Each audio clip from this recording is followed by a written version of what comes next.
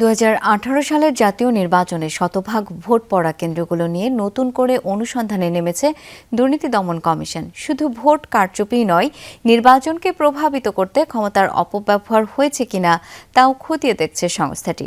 একই সময়ে বরখাস্ত মেজর জেনারেল জিয়াউল হাসানের আরও একটি ফ্ল্যাট নিয়ন্ত্রণে নিতে অভিযানও চালাচ্ছে দুদক।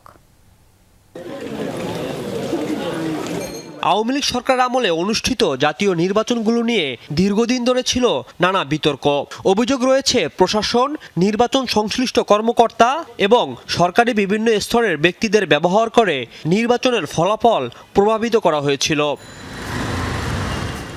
এসব অভিযোগের অনুসন্ধানে 2025 সালের জানুয়ারিতে 5 সদস্যের একটি দল গঠন করে দুর্নীতি দমন কমিশন। সেই অনুসন্ধানের অংশ হিসাবে এখন খোঁজা হচ্ছে 2018 সালে জাতীয় নির্বাচনে শতভাগ ভোট পড়া কেন্দ্রগুলোর দায়িত্বে থাকা কর্মকর্তাদের। নির্বাচন কেন্দ্রিক একটা অনুসন্ধান দুদকে চলমান রয়েছে এবং অনুসন্ধানকারী টিম জানেন যে দুদকের একজন উপপরিচালকের নেতৃত্বে অনুসন্ধান কার্যক্রম পরিচালনা করছে। এদিকে আদালতের নির্দেশে বরখাস্ত মেজর জেনারেল জিয়াউল হাসানের মিরপুর ডিওইসিএস এর আরও একটি ফ্ল্যাটে অভিযান চালিয়েছে দুদক।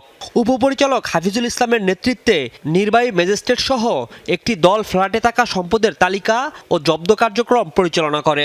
জিয়াউল হাসানের আজকে একটা ফ্ল্যাট ইনভেন্টরি করছে, মালামাল কিংবা যে জিনিসপত্র আছে তার একটা ইনভেন্টরি করা প্রয়োজন, মানে তালিকা করার জন্য দুদক আজকে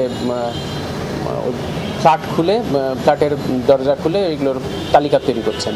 এর আগে 22 জুলাই রাজধানীর জলসিঁড়ি আবাসিক প্রকল্পে জিয়াউল হাসানের আরেকটি বাসায় অভিযানে বিপুল পরিমাণ মূল্যবান সম্পদের তথ্য পাওয়ার কথা জানিয়েছিল সংস্থাটি।